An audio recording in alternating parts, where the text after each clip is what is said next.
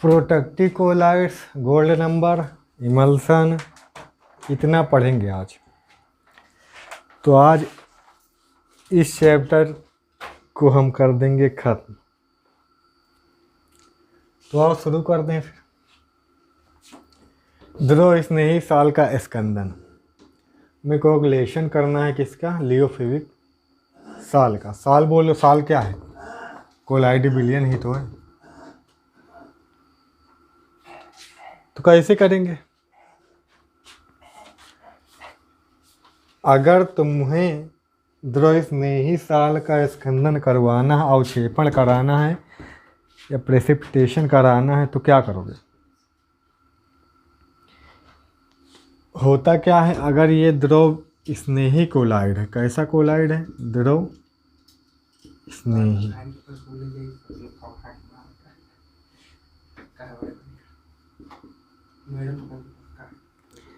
ठीक। अगर ध्रुव स्नेही लियोफिलिक साल है तो इसमें थोड़ी सा इलेक्ट्रोलाइट डालें हम, थोड़ा सा इलेक्ट्रोलाइट डालें हम।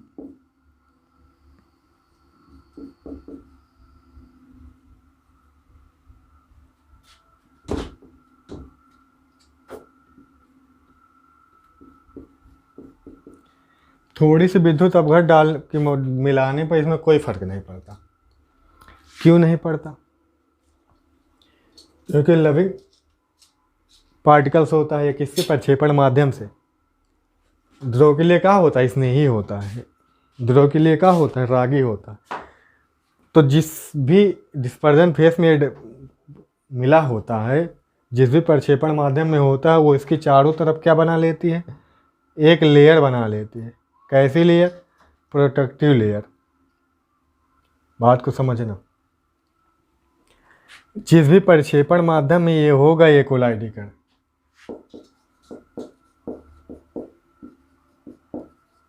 वो माध्यम इस पर क्या बना लेता है? एक प्रोटेक्टिव लेयर बना लेता है। क्लियर? अब इस लेयर बनाने से क्या हुआ? जो इलेक्ट्रोलाइट डालेंगे हम, तो पहले तो इस लेयर को ख़त्म करें, है ना। अब इलेक्ट्रोलाइट काम क्या करता है? इलेक्ट्रोलाइट जनरल से न्यूट्रल करने का काम करता है, उदासीन करने का काम करता है। उदासीन हो जाता है, कोलाइडिकरण आवेशित होते हैं, तुम्हें मालूम है, इसमें पर चार्ज होता है, पॉजिटिव होंगे या तो नेगेटिव होंगे। तो अगर इलेक्ट्रोलाइट काम क्या करता है, ये देखो, तो लाइट यहाँ पे नहीं है, अंधेरा कायम रहे।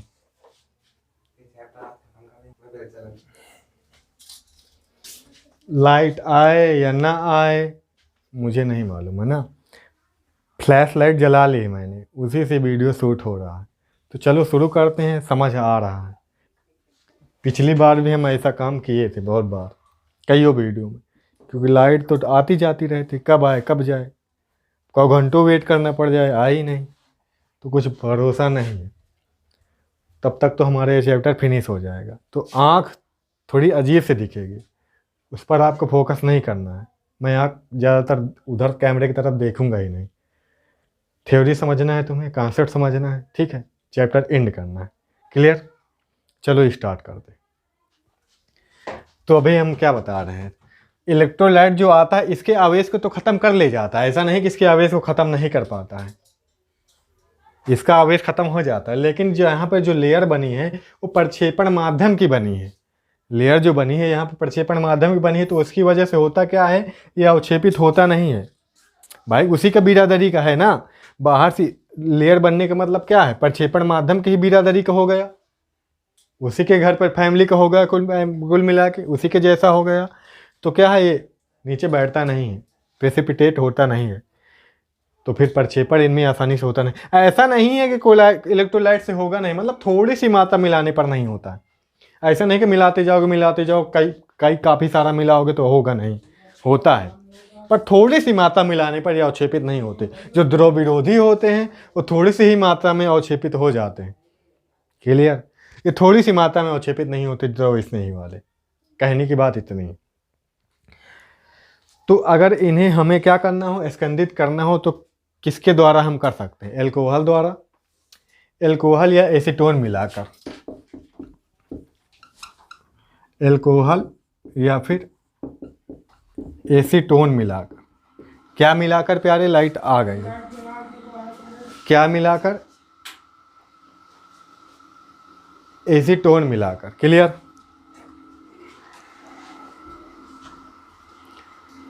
तो एसीटोन मिलाकर या फिर एल्कोहल मिलाकर, इनके द्वारा इसके हम स्कंदन कर सकते हैं। दूसरा विद्युत अपघट द्वारा, विद्युत अपघट द्वारा।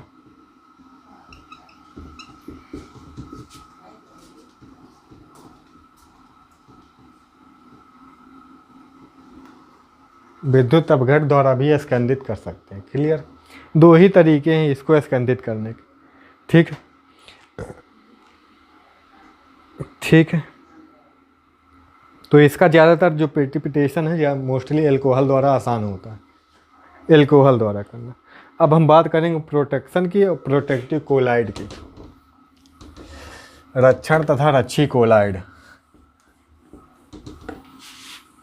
प्रोटेक्शन मतलब क्या हुआ, रक्षण, रक्षा करना। रक्षण को बोलेंगे प्रोटेक्शन, तथा रक्षी, रक्षी मतलब प्रोटेक्टिव, रक्षी कोलाइड, प्रोटेक्टिव कोलाइड।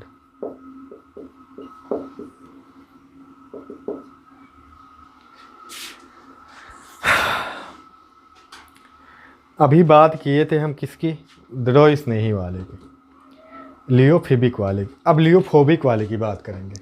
ये हेटर होते हैं लिक्विड के ना, तो ये थोड़ी सी मात्रा मिलाने पर ही अवक्षेपित हो जाते हैं। जो द्रव विरोधी कोलाइड होते हैं, द्रव विरोधी कोलाइड विद्युत अपघट की थोड़ी मात्रा से ही क्या हो जाते हैं, अवक्षेपित हो जाते हैं, नीचे बैठ जाते हैं उनके कोलाइडी पार्टिकल्स।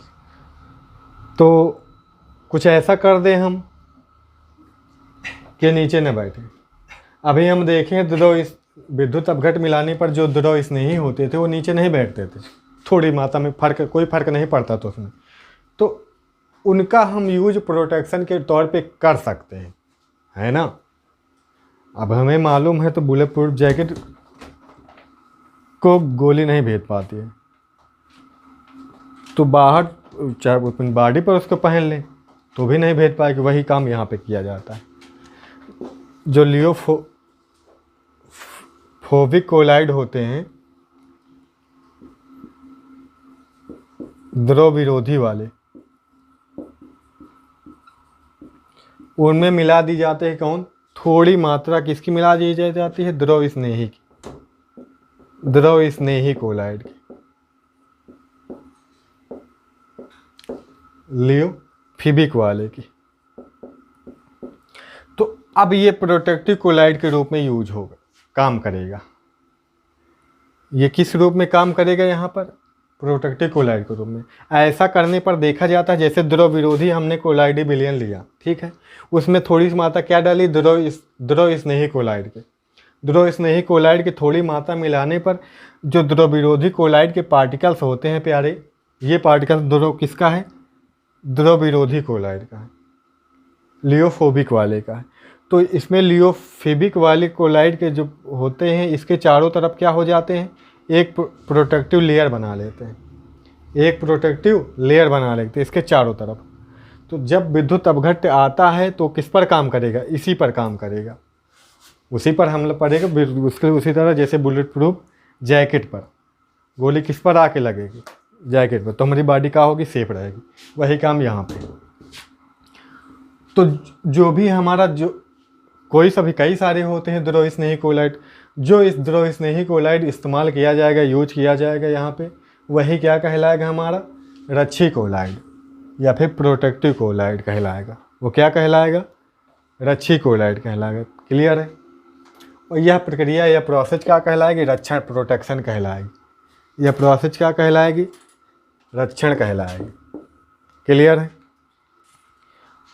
तो ऐसे बोल सकते हैं हम, द्रव विरोधी कोलाइड विद्युत अपघट की थोड़ी मात्रा मिलाने पर ही अवक्षेपित हो जाते हैं।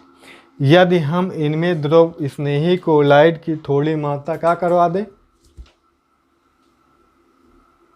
थोड़ी मात्रा इंटर करवा दे या उपस्थित करवा दे, या फिर द्रव विरोधी कोलाइड में द्रव स्नेही कोलाइड की थोड़ी मात्रा मिला देते हैं, तो विद्युत अपघट्ट की थोड़ी मात्रा मिलाने पर यह अवक्षेपित स्कंदित नहीं होते हैं। ठीक है, क्यों? क्योंकि द्रव स्नेही कोलाइड द्रव विरोधी कोलाइड पर एक रक्षण परत प्रोटेक्टिव लेयर बना लेता है। ठीक, प्रयुक्त जो यूज हुआ है यहाँ पर द्रव स्नेही कोलाइड वो रक्षी कोलाइड कहलाता है।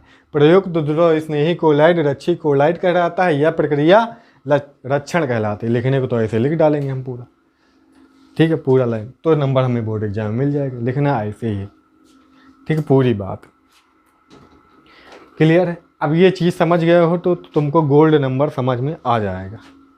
ये चीज़ समझ गए हो तो तुमको गोल्ड नंबर समझ में आ जाएगा।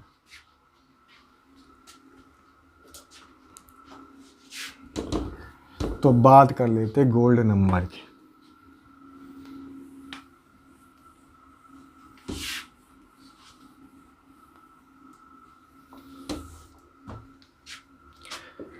गोल्ड मतलब स्वर्ण, मतलब सोना नंबर।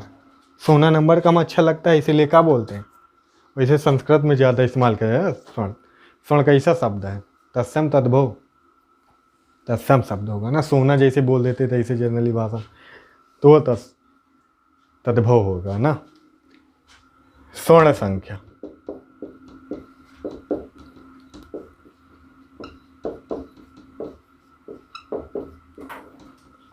Gold number.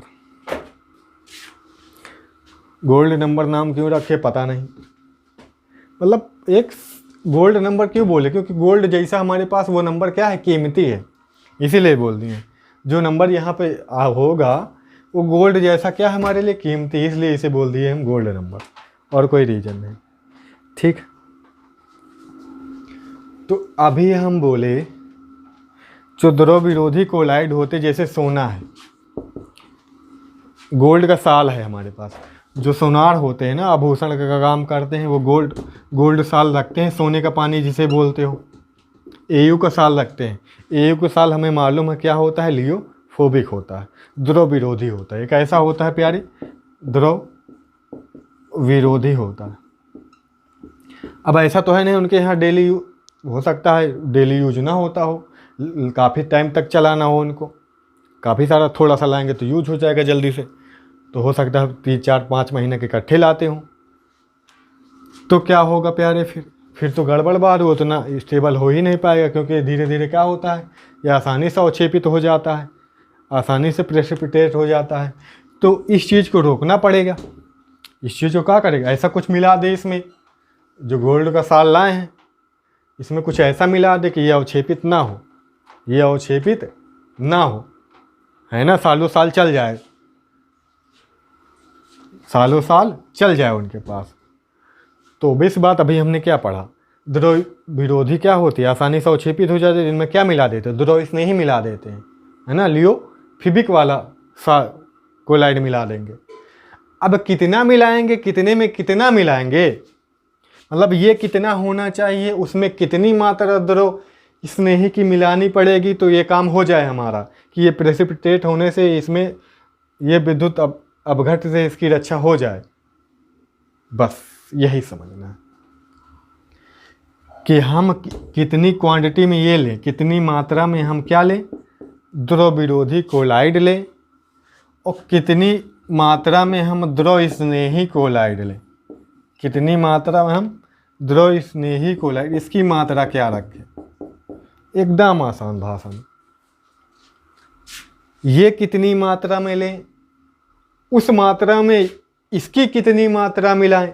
ऐसा तो है नहीं कि ये 500 ml है तो उसमें ला के कितना मिला दें, हम कितना मिला देंगे एकदम फिट हो जाए। तो उस वही चीज़ को समझ के तो साइंटिस्ट लोगों ने डिफिनीसन दी कि हाँ इतनी क्वांटिटी में इतने क्वांटिटी मिला दोगे तो ऐसा काम हो जाएगा। उसी रेशियो में उसको बढ़ा लेते हैं। जैसे मान लो हम इसको बोल देते 10 ml के लिए, 10 ml में मान लो इसका 1 ml मिलाना है, 10 ml में 1 ml मिलाना है ना, तो ये क्वांटिटी बढ़ा दिए। इसका रेशियो देखो तो 1:10 है, मतलब ये 10 होगा तो इसका 1 लेना है, मतलब ये 10 ये 100 होगा तो इसका 10 लेना है। अगर 100 ml होगा हमारे पास द्रव विरोधी, इसमें 10 मिलाना है। यही तो बात हुई।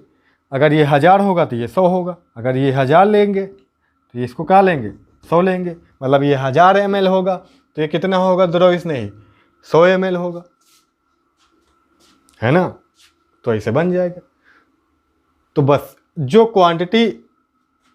क्वांटिटी लगेगी इसको सेव करने में, इसको अवक्षेपण से बचाने के, बस उसी क्वांटिटी को क्या बोल दिए हम, उसी संख्या को स्वर्ण संख्या, उसी का बोल दिए हम स्वर्ण संख्या। अब जो बुक में दी होती है डिफिनीशन वो देख लेते हैं। अब बस ये समझ गए तो वो आसानी से समझ आ जाएगी। ये प्रैक्टिकली एग्जाम्पल लेके मैंने तुम्हें समझाने की कोशिश की है। तो क्या होता है कि किसी द्रव स्नेही कोलाइड की आवश्यक जितनी नीड होती है, आवश्यक न्यूनतम मात्रा, मतलब कम से कम मात्रा में, कितनी मात्रा में काम हो जाएगा, मिनिमम क्वांटिटी में, कितनी कम से कम क्वांटिटी में काम हो जाए हमारा, ठीक। किसकी, द्रव स्नेही कोलाइड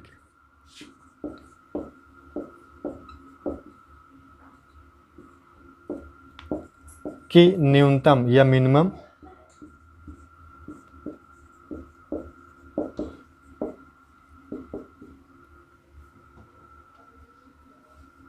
या फिर यहाँ पे वह कर लो, वह न्यूनतम मात्रा। कौन सी मात्रा, वह न्यूनतम मात्रा जो, अब यहाँ पे मात्रा काहे में होगी, ml में होगी। मात्रा काहे में होगी, ml में होगी। तो मिलीग्राम भी लिख सकते हो। मात्रा यहाँ पे भाई साल है तो वो क्या है, लिक्विड है, लिक्विड फॉर्म में तो कहा है ml में ही लेंगे, उसकी क्वांटिटी ml में ही लेंगे ना। तो ml मात्रा या फिर ml क्वांटिटी, ठीक है। जो कितनों को प्रोटेक्ट करेगी, जो 10 ml, जो 10 ml, 10 ml मानक मतलब एक स्टैंडर्ड वैल्यू यहाँ पे है, एक स्टैंडर्ड वैल्यू। जैसे हम बोले ना, द्रव विरोधी की एक स्टैंडर्ड वैल्यू ली जाएगी कि कितनी स्टैंडर्ड वैल्यू में कितने मिलाया जाए। मतलब 10 ml मानक, एक 10 ml एक मानक, 10 ml क्या लिया जाए, एक स्टैंडर्ड वैल्यू ली गई है। 10 ml क्या ली गई, एक स्टैंडर्ड वैल्यू ली गई। ये स्टैंडर्ड वैल्यू किसकी होगी, द्रव विरोधी को होगी। ये किसकी होगी, द्रव विरोधी। यहाँ पे किसको लिया गया, गोल्ड साल को लिया गया। स्पेशली गोल्ड साल के लिए ही ये चीज़ बताई गई है। गोल्ड साल, मानक गोल्ड साल, 10 ml मानक गोल्ड साल, यानी द्रव विरोधी कोलाइड कितना लिए है, कितनी मात्रा में, 10 ml में, ठीक है। 10 ml गोल्ड साल को हमें बचाना है। अब कितने, अब ये भी पता होना चाहिए कि विद्युत अपघट्ट की जो मात्रा होगी उसकी मात्रा कितनी होगी। विद्युत अपघट्ट जो मिलाएंगे कितने से प्रोटेक्ट करेगा 10 ml को, बात को समझ लेना। या फिर कितने से प्रोटेक्ट करेगा। मान लो 10 ml हमें गोल्ड साल हमारे पास है, हमारे पास 5 ग्राम, मान लो 5 ग्राम NaCl विद्युत अपघट्ट मिलाना है। तो 10 ml को 5 ग्राम NaCl से प्रोटेक्ट करने के लिए कितना कम से कम हम द्रव स्नेही कोलाइड मिला दें, कितना कम से कम हम द्रव स्नेही कोलाइड मिला दें कि वो इसको प्रोटेक्ट कर ले जाएगा। तो ये भी चीज़ है। 10 ml स्टैंडर्ड वैल्यू ली गई किसकी, द्रव विरोधी कोलाइड की। और इसमें हम द्रव स्नेही कोलाइड मिलाएंगे कम से कम मात्रा, मिनिमम क्वांटिटी में। कितनी कम से कम क्वांटिटी कि प्रोटेक्ट कर ले, कितने से, 10% NaCl। 10% NaCl, ये किसका 10% है, ये 10% किसका है,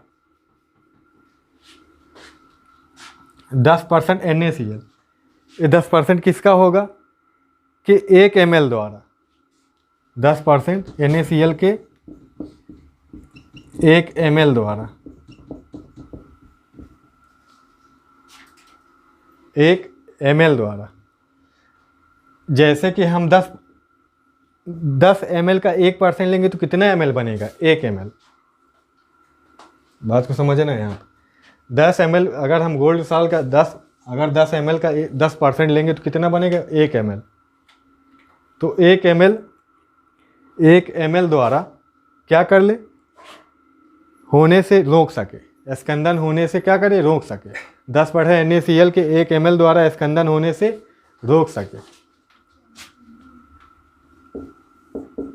10 ml NaCl के 1 ml द्वारा स्कंदन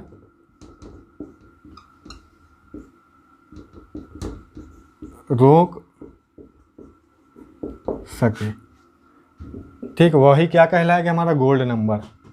तो गोल्ड नंबर किसके लिए इस्तेमाल किया गया, द्रव स्नेही कोलाइड के लिए। क्लियर है। 10 ml हमें गोल्ड साल को प्रोटेक्ट करना है, उसी के 10% NaCl के। NaCl यहाँ पे क्या होगा, विद्युत अपघट, इलेक्ट्रोलाइट। ठीक, स्कंदन रोकने है। तो कितनी कम से कम मात्रा में हम मिलाएंगे द्रव स्नेही कोलाइड को, जितनी कम से कम क्वांटिटी लगे कि वही क्या है, गोल्ड नंबर। अब कई तरह के द्रव स्नेही होते हैं, तो सबकी कैपेसिटी भी अलग अलग होगी, वो भी सी बात है। हो सकता है कुछ कम कुछ किसी कोलाइड, जैसे जिलेटिन होगा, स्टार्च का कोलाइड द्रव स्नेही कोलाइड होगा, स्टार्च का होगा, जिलेटिन का होगा, एल्बुमिन का होगा।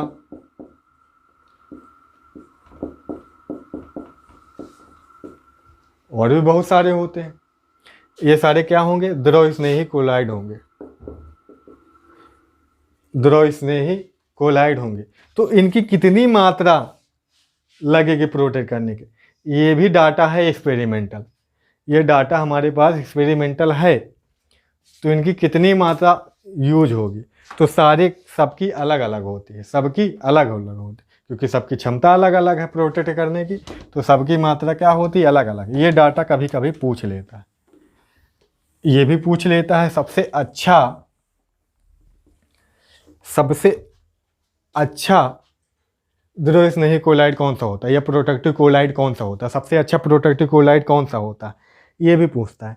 तो याद रखना तुम, जिसकी क्वांटिटी कम से कम लगेगी वही सबसे ज़्यादा अच्छा होगा। तो यहाँ पे जो जिलेटिन होता है, जिलेटिन सबसे अच्छा हमारा द्रव स्नेही कोलाइड होता है। इसकी मात्रा कितनी लगती है प्यारे, 0.005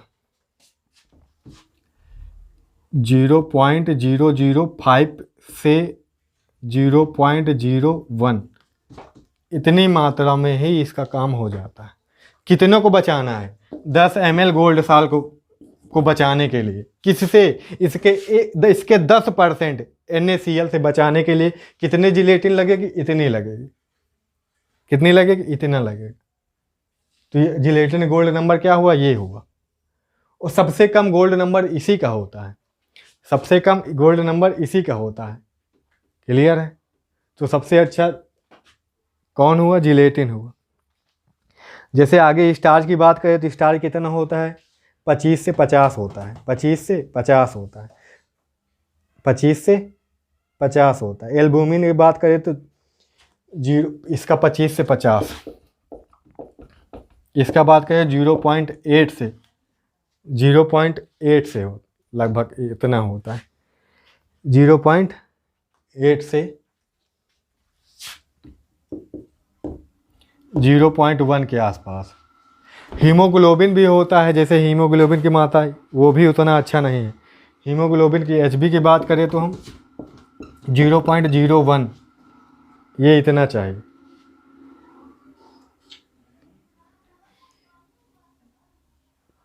ठीक है, ये इतना चाहिए। तो ये थोड़ा डाटा है।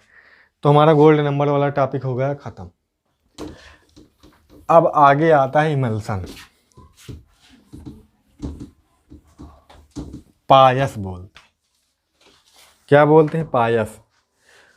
वैसे पायस जो 30% लेस सिलेबस है उसमें कटा है, जो 30% लेस सिलेबस हुआ है, क्योंकि अपडेट आ चुकी है। जो पिछली बार सिलेबस दिया गया है वही रहेगा अब की बार भी।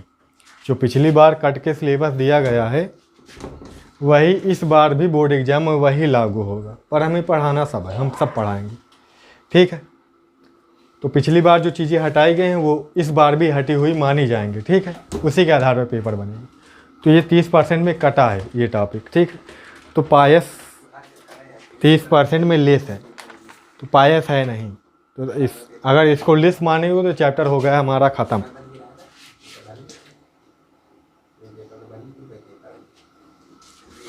पड़ाव पढ़ लेते हैं।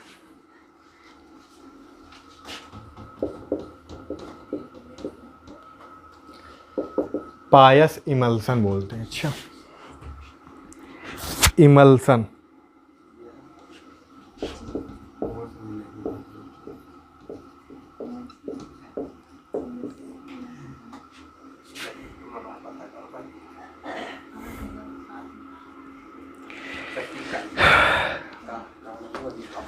तो जब टाइप पढ़ाए थे तुमको फेज के बेस पे, तो तुमको बताए जब दोनों परिक्षिप्त प्रवस्था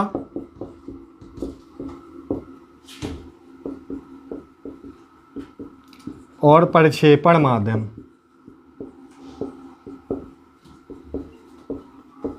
डिस्पर्जन फेज, डिस्प्रेस फेज दोनों का है लिक्विड हो, दोनों का है द्रव हो, तो जो कोलाइडी बनता है ये दोनों द्रव हो, तो उनसे जो कोलाइडी बनता है वही क्या कहलाता है प्यारे? पायस कहलाता है। उसे क्या बोलते हैं? पायस कहलाता है। तो क्या लिखेंगे?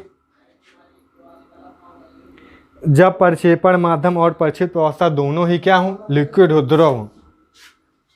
जब प्रक्षिप्त प्रवस्था प्रक्षेपण माध्यम दोनों द्रव होते तो प्राप्त कोलाइड क्या कहलाता है? पायस कहलाता है। क्या बनता है? पायस कहलाता है। जैसे दूध, जैसे हमारा मिल्क हो गया, नेल पॉलिश हो गई, दूध हो गया, नेल पॉलिश हो गई। शैम्पू भी है, अच्छा, नेल पॉलिश, शैम्पू भी है। ये सारे क्या है? पायस है। ये सारे क्या है प्यारे?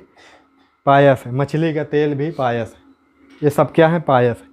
अब पायस होते हैं दो प्रकार के, पायस होते हैं दो प्रकार के। कितने प्रकार के? दो प्रकार के।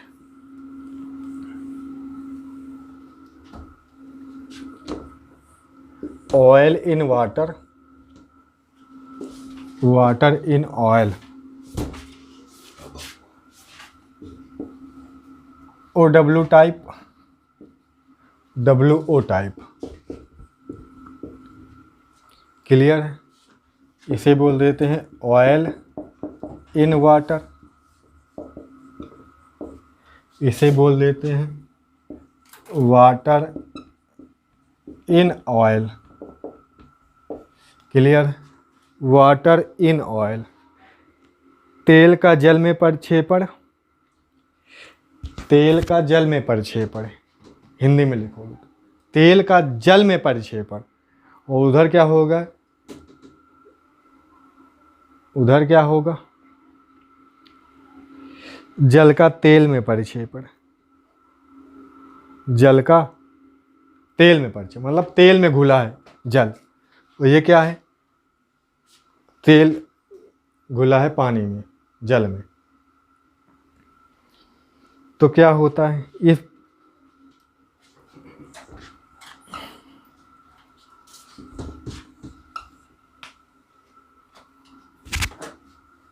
ऑयल इन वाटर, मान लो ये वाटर है,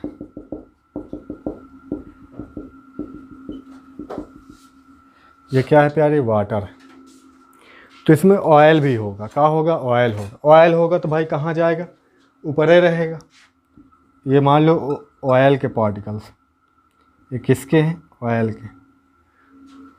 ये किसके हैं? ऑयल के। तो क्या बना?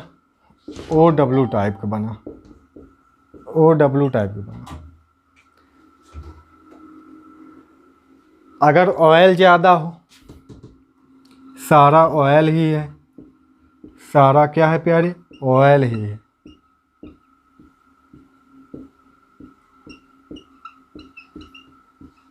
सारा ऑयल है, इसमें थोड़ा सा पानी है, इसमें क्या है? पानी है।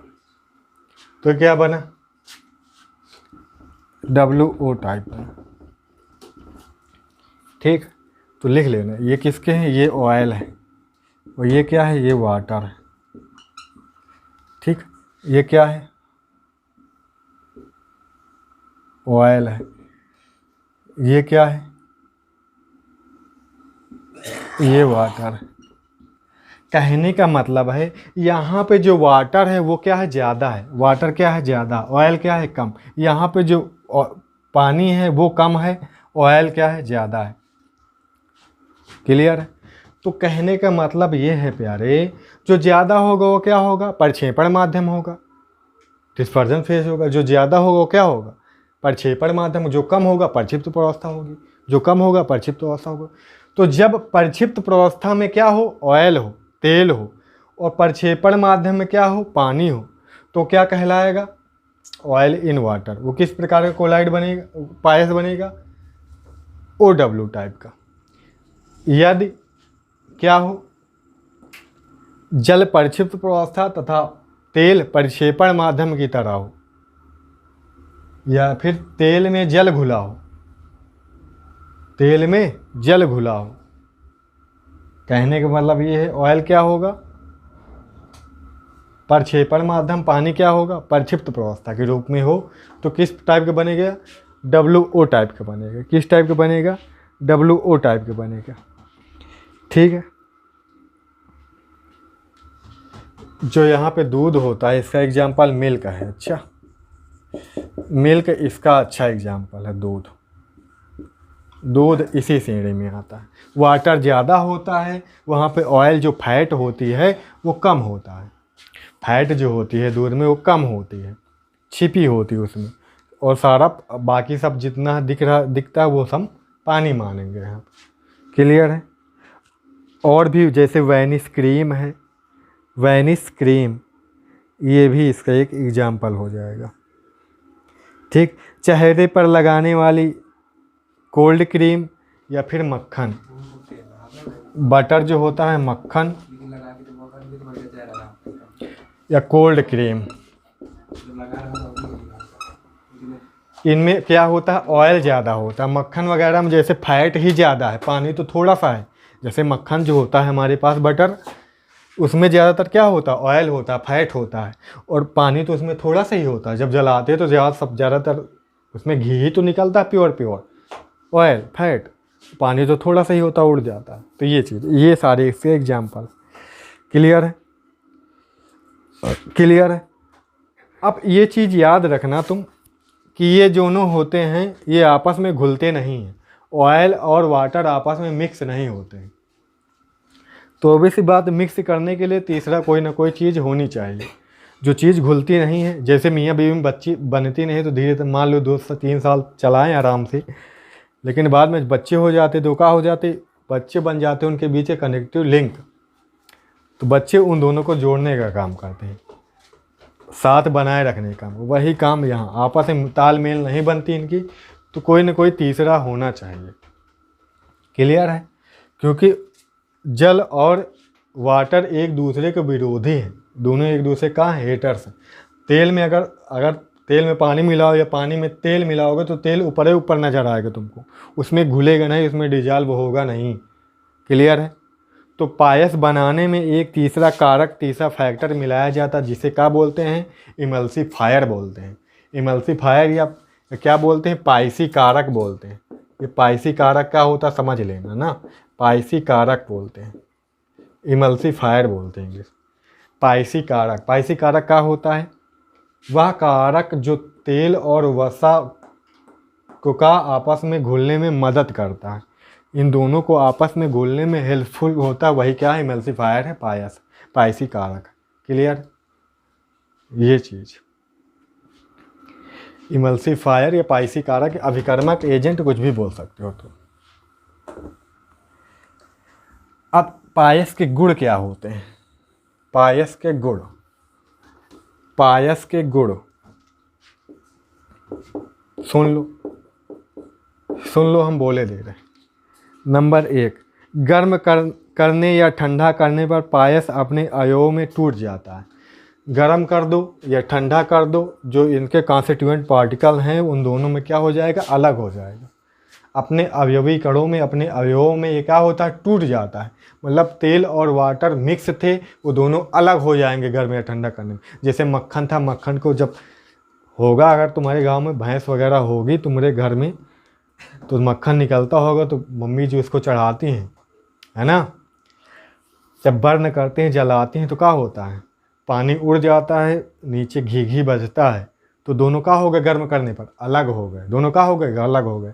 जैसे दूध होता है, दूध जब जलाया जाता है तो खोया बाद में निकलता कि नहीं निकलता, पानी का हो जो वाटर वहाँ पे क्या हो जाता है, अलग हो जाता है। जो फैट होता है, जो प्योर चीज़ होती है, जो ऑयल है, जो वहाँ पे खोया बना है, वो कहाँ बचा है, वो बचा है, बाकी वाटर तो बाहर निकल गया जलाने पर, है ना। यही चीज़ बता रहे हैं। जलाने या ठंडा करने पर क्या हो जाते हैं, इनके अवयवी कण अलग हो जाते हैं। दूसरा बात है, जैसे विद्युत अपघट्ट की अधिकता मिलाने पर पायस अपने अवयव में टूट जाता है। अगर हम अधिक मात्रा में विद्युत अपघट्ट मिला दें, तो भी ये अपने अवयवों में, अपने कॉन्स्टिट्यूएंट पार्टिकल में क्या हो जाता है, टूट जाता है। विद्युत अपघट्ट की ज़्यादा, थोड़ी सी मात्रा नहीं, ज़्यादा मात्रा में मिलाओगे तब ऐसा होगा, ज़्यादा मात्रा में मिलाओगे प्यारे तब हो तो ऐसा होगा। ठीक है। पायस में उपस्थित जो पाइसी कारक होता है, जो इमल्सीफाइंग एजेंट होता है, इमल्सीफाइंग एजेंट हमें जो पाइसी कारक होता है, उसे अगर हम इमल्सीफायर को अगर हम अलग कर दें, किसी तरह से उसे ख़त्म कर दें, तो इमल्सन हमारा क्या हो जाता है, ख़त्म हो जाएगा। क्योंकि दोनों को जोड़ने का काम तो वही कर रहा था, दोनों को डिजल्व करने का काम वही कर रहा था। अगर हमारा इमल्सीफायर ही ख़त्म हो जाएगा, तो इमल्सन भी क्या हो जाएगा, हमारा पायस भी क्या हो जाएगा, ख़त्म हो जाएगा, अर्थात पायस नष्ट हो जाएगा। ठीक है, क्लियर है। ऑयल इन वाटर प्रकार के जो पायस होते हैं, ऑयल इन वाटर वाले, OW type, oil in water वाले जो पायस होते हैं, इनकी एक खास बात ये होती है कि विद्युत चालकता अपेक्षाकृत इनमें क्या होती है, कम होती है। अपेक्षाकृत अधिक इनमें जो श्यानता, विस्कोसिटी होती है, वो कम होती है। विस्कोसिटी जो होती है, श्यानता, वो क्या होती है, कम। लेकिन जो इनकी वो होती है इलेक्ट्रिसिटी, करंट फ्लो की पावर, वो क्या होती है, वो ज़्यादा होती है। चालकता क्या होगी, कंडक्टिविटी इनमें ज़्यादा होती है, विस्कोसिटी का होती है, कम होती है। ये चीज़ याद रखना। क्लियर है। जो वाटर इन ऑयल होते हैं, उनकी श्यानता क्या होती है, अधिक होती है, विद्युत चालकता कम होती है। तो उनमें अपोजिट कर लेना। जो वाटर इन ऑयल होते हैं, वाटर इन ऑयल, उनमें करंट तेज का होगा, धीमे फ्ले होगा। इनमें इलेक्ट्रिसिटी, विद्युत चालकता, उनकी चालकता क्या होगी, कंडक्टिविटी, उनकी चालकता कम होगी तथा उनकी श्यानता अधिक होगी। श्यानता क्या होगी, अधिक होगी। क्लियर है। पायस भी ब्राउनियन मूवमेंट और टिंडल इफेक्ट दर्शाते हैं, क्योंकि ये भी तो हमारे क्या हैं, ये भी तो हमारा इक्वलाइडी साल है, इक्वलाइडी बिलियन है, तो ये भी ब्राउनियन मूवमेंट और टिंडल इफेक्ट शो करते हैं। ठीक है। टिंडल प्रभाव भी दिखाते हैं, ब्राउनी गति भी दिखाते हैं। समझ आई बात। तो ये इसके थे क्या, कुछ गुण। ठीक, इनकी थोड़ी सी खास बातें थी। अगर हम अपकेंद्रण बल लगाएं, जैसे कि अपकेंद्रण बल द्वारा भी इनको तोड़ा जा सकता है, ये भी याद रखना। अपकेंद्रण सेंट्रीफ्यूगल फोर्स, अपकेंद्रण बल क्या, जैसे कि तुम, अब जैसे पुराने ज़माने में क्या होता था, ऐसे मारते थे ना, जैसे कि जब जैसे दही बन जाता था, दही को क्या होता था, मारा जाता था, मारने में क्या होता था, जो मक्खन होता था बीच में आ जाता था। किसके कारण ऐसा हो पाता था, अपकेंद्रण बल द्वारा ही हो पाता था। ठीक है। दही से मक्खन अलग करना किसके द्वारा करते, अपकेंद्रण बल द्वारा। ठीक है, सेंट्रीफ्यूगेशन फोर्स द्वारा। तो याद रखना तुम, अपकेंद्रण बल द्वारा हम पायस के अपघट्ट को, कॉन्स्टिट्यूएंट को भी हम अलग कर देते हैं। क्लियर है। इनके अवयवी घटकों को हम अलग कर सकते हैं इसके द्वारा भी। ये सारी चीज़ें हो जाती है ख़त्म। एक लास्ट टॉपिक बच जाता है एप्लीकेशन ऑफ कोलाइडिस विलयन। कोलाइडी सॉल्यूशन की एप्लीकेशन कहाँ है, अनुप्रयोग, इनका यूज कहाँ पे है। तो बहुत सारे यूज हैं, तो ये तो कोई कठिन बात नहीं है, इसको तुम पढ़ सकते हो खुद से, इसको तुम खुद से पढ़ सकते हो। जैसे डेल्टा बन जाता है, जैसे अब यहाँ के सुंदरबन डेल्टा सबसे बड़ा है, गंगा जी जाती हैं अरेबियन सी में गिरती हैं जाके उधर पश्चिम बंगाल से होके, अरेबियन सी काहे बोल रहे हैं, बंगाली खाड़ी में जाके गिरती हैं, वे अब बंगाल में जाके गिरती हैं, तो क्या बनता है, डेल्टा बनता है। क्या बनता है, डेल्टा बनता है। वहाँ पे जो मान लो ये है, ठीक, इनमें क्या होता है, ये नदी है, ये क्या है, नदी है, ये क्या है, नदी। ये चीज़ हमको अच्छी लगती है इसलिए इसको बता रहे हैं बस। ये यहाँ क्या है, समुद्र है, ये ओशन, समुद्र है, सी है। नदी है तो पानी के साथ रेत बालू भी आती है, रेत बालू भी आती है ना प्यारे, रेत बालू आती है, तो वो काम करते हैं कोलाइडी कण का, कोलाइड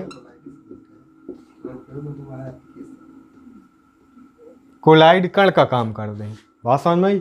जो रेत बालू डस्ट पार्टिकल है वो किसका काम करेंगे यहाँ पे, कोलाइड कण का।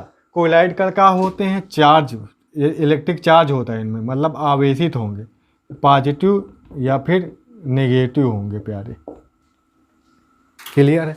और तुमको मालूम है जो समुद्र जल होता है ये क्या होता है, मेराइन वाटर होता है, लवणीय जल होता है ना। इसमें साल्ट की मात्रा प्रेजेंस होती है।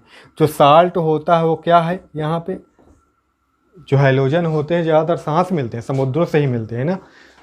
तो जो साल्ट है यहाँ पे विद्युत अपघट्य काम करता है। किसका काम करता है, विद्युत अपघट्य। जैसे ही ये इसका पानी समुद्र में इंटर करेगा, यहाँ पे यहीं पे बन जाता है डेल्टा। क्यों बन जाता है भाई, कोलाइडी कण पर आवेश है, यहाँ पे विद्युत अपघट्य उपस्थित। ये क्या है, विद्युत अपघट्य इलेक्ट्रोलाइट है। साल्ट प्रेजेंस है कहाँ पे, समुद्री जल में। एक फ्रेश वाटर, एक मेराइन वाटर। मान लो ये नदी का पानी क्या है, फ्रेश वाटर है, फ्रेश वाटर मानना क्या है, ये फ्रेश वाटर ही माना जाता है। ये क्या है, मेराइन वाटर है, लवणीय जल ही, अलवणीय जल है।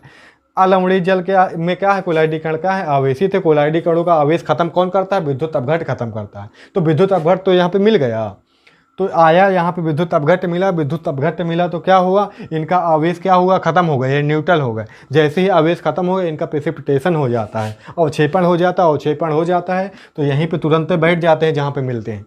जहाँ पे नदी समुद्र में इंटर करती है, जहाँ पे मिलती है, वहीं पे इसके धूल डस्ट पार्टिकल जो होते हैं, रेत बालू, वहाँ पे इकट्ठी होती जाती है और यहाँ पे डेल्टा बन जाता है। तुमको डेल्टा बनने वाला कॉन्सेप्ट समझ में आता है, क्यों बनता है डेल्टा, ठीक। तो ये बात थी, ये राज था डेल्टा बनने के पीछे का, तो कोलाइडी से जुड़ा हुआ है। तो इसी तरह का एप्लीकेशन है, तुम पढ़ लेना, इसमें कुछ कठिन थोड़ी ना है, समझ जाओगे तुम, ठीक। तो ये चैप्टर हमारा हो गया खत्म, ये चैप्टर हो गया प्यारे खत्म। तो अगले दिन से अगला लेसन देखा जाएगा फिर, ठीक है। तो हमारे 5 चैप्टर खत्म हो गए अच्छे से, सही से, ठीक है। पढ़ते रहो।